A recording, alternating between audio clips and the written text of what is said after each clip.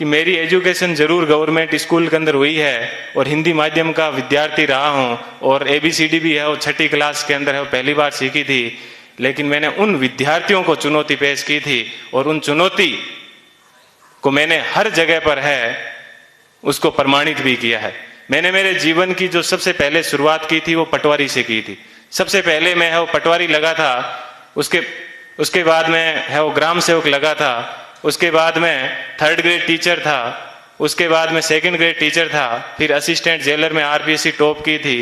फिर है वो स्कूल लेक्चरर था, फिर इसी स्कूल के अंदर जिस स्कूल के अंदर आज मैं आपसे मुखातिब हो रहा हूँ, इसी स्कूल के अंदर मैंने एक एग्जाम दिया था असिस्टेंट कमांडेंट का, उसमें भी मैं है वो सिलेक्ट हुआ था और उसके बाद में कॉलेज लेक्चरर भी मैं है वो रहा था और फिर RS 2012 के अंदर 108वीं मेरी है वो मेरिट आई थी। तो उसके मैं वर्तमान में है वो राजस्थान तहसीलदार सेवा के अंदर हूँ और वहां पर भी मैं एक आपको बात बताऊंगा। देखिए ईश्वर अपने से क्या चाहता है, कब चाहता है कि अपने को जीवन में कभी भी उदास नहीं होना चाहिए। RS के अंदर मेरी 108वीं मेरिट थी और उसके अंदर मेरे को DSP मिल रहा था, लेकिन दुर्भाग्य ऐसा रहा कि मैं है वो फर्स्ट वेटिंग में रह गया। थोड़ा सा मुझे दुख हुआ कि यार अपन फर्स्ट वेटिंग में रह गए और उसके जस्ट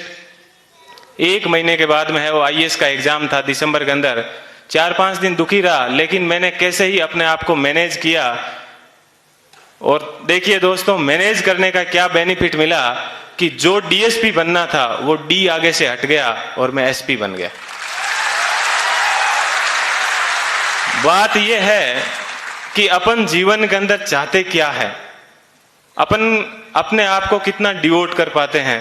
तो आज मुझे है वो IAS के अंदर 170वीं मेरिट है वो मिली और मैं जनरल कैटेगरी से है वो बिलोंग करता हूं, तो मुझे IPS मिला। मैं यहां पर रुका नहीं हूं, मैं वापस तैयारी कर रहा हूं और इस बार मुझे आशा है कि हिंदी माध्यम के अंदर IAS में किसी की अभी तक फर्स्ट मेरिट नहीं आई है और मेरी ये पूरी की तमन्ना है कि कम से कम मैं यहाँ उस स्थान तक है वो पहुंचूं। कि जीवन आपको सिर्फ कहा जाता है कि 84 लाख योनियों के बाद में एक बार आदमी को जीवन मिलता है, तो बहुत ही शानदार आप लोगों को है वो जीवन मिला है। इस जीवन को आप एंजॉय कीजिए, कभी भी घमंड मत कीजिए, चाहे आप जीवन में कुछ भी बन जाओ, हमेशा बेहतरीन रहिए। और आप लोगों से मैं आशा करता हूं कि अगले साल जब प्रोग्राम होगा तो आप सब लोग हैं वो यहाँ पर आने का मौका मिले। थोड़ी सी देर पहले मैं देख रहा था कि मालाएं कम पड़ रही थी, तो अगले साल इतनी संख्या माना कि सब मालाएं कम पड़ जाए,